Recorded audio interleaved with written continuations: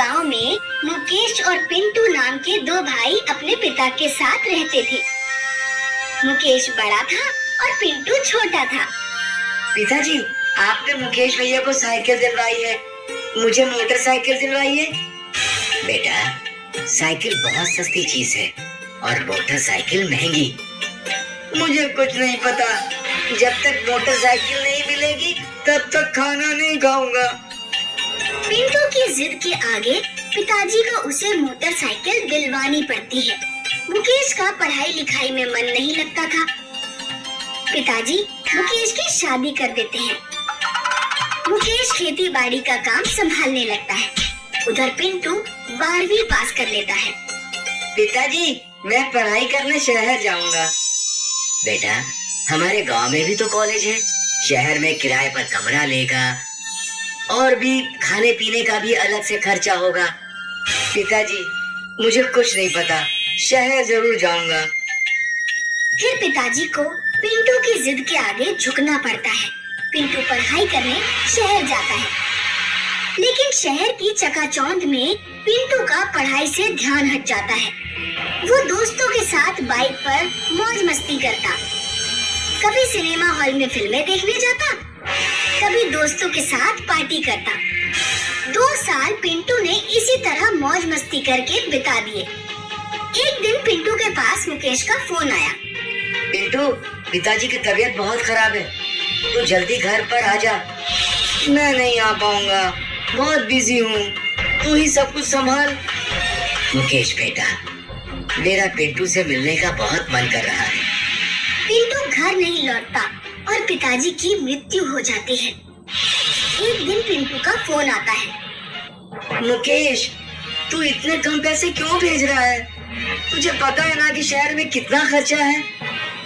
पिंटू, मुझसे जितने पैसे हो रहे हैं मैं भेज रहा हूँ। इस बार गलत समय पर बारिश हो गई, सारी फसल बर्बाद हो गई, घर पर कुछ खाने तक को नहीं है। क्यों झूठ बोल रहे हो?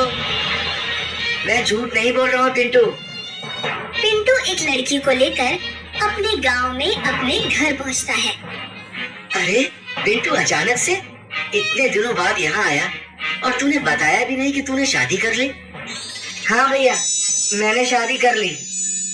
मुकेश एक कागज देते हुए कहता है, भैया, ये मेरे कॉलेज का एक डॉक्यूमेंट है, इस पर अपना अंगूठा लगा दीजिए।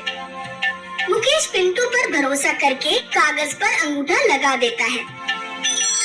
बहुत बढ़िया भैया, अब आप अपनी बहू को लेकर घर से निकल जाइए। इस कागज पर इंग्लिश में साफ साफ लिखा है कि आप अपने घर, खेती बाड़ी सब अपने छोटे भाई पिंटू के नाम कर रहे हैं।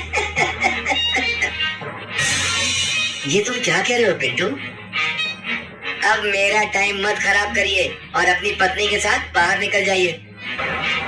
चलो रूपा। बेचारे मुकेश और रूपा रोड किनारे एक झोपड़ी डाल लेते हैं। अब हमारा खर्चा कैसे चलेगा? तुम चिंता मत करो, मैं जंगल से लकड़ियां काट कर लाया करूंगा और बाजार में भेज दिया करूंगा। अगले दिन मुकेश जंगल में लकड़ियां काटने जाता है। दोपहर तक लकड़ियां काटते काटते मुकेश को प्यास लगने लगती है। बड़ी गर्मी है, मेरा तो गला सूखा जा रहा है। मुकेश पानी की तलाश में जंगल में इधर उधर भटकने लगता है। उसे एक कुआं दिखाई देता है। मुकेश कुएं में झांक कर देखता है। कुएं में पानी तो नहीं होता, लेकिन कुएं से बहुत आकर्षक खुशबू आ रही थी। मुकेश कुएं में कूद जाता है। कुएं में एक चंदन का पेड़ था। मैंने सुना है चंदन की लकड़ी बहुत महंगी बिकती है। मुकेश चंदन के पेड़ से कुछ लकड़ियां तोड़कर बाजार में बेचने जाता है। चंदन की लकड़ियां 50,000 में बिकती हैं। मुकेश बहुत खुश होकर घर लौटता है। अब मुकेश रोजाना चंदन के पेड़ से कुछ लकड़ियां काटकर बेच आता। जल्द ही मुकेश ने बड़ा मकान, खेत और ट्रैक्टर खरीद लिया। उधर पिंटू को खेती बाड़ी करना आ ही नहीं रहा था, इसीलिए उसने अपना खेत बेच दिया। कुछ दिनों में खेत के पैसे खत्म हो गए। पैसे कमा कर लाओ, वरना मैं तुम्हें तलाक दे दूंगी। मुकेश के अमीर होने की खबर पिंटू तक पहुंचती है। एक रात पिंटू चुपके से मुकेश के घर के पास जाता है। मुकेश और मुकेश की पत्नी उस समय खाना खा रहे थे। पिंटू खिड़की से उन दोनों की बातें सुनने लगता है। आज हम जो भी हैं, जंगल में इस कुएं वाले चंदन के पेड़ की वजह से हैं। जंगल में एक बाबा मिले थे। उन्होंने मुझे बताया कि वो चंदन का पेड़ मायावी है। अच्छा, जंगल में कुएं वाला चंदन का पेड़। पिंटू जंगल में जाता है और घूमते घूमते उस कुएं तक पहुंच जाता है। वो रहा चंदन का पेड़। पिंटू कुएं में कूद जाता है, लेकिन चंदन का पेड़ गायब हो जाता है और पूरा कुआं पानी से भर जाता है। पिंटू को तैरना नहीं आता था और वो कुएं में डूबकर मर जाता है।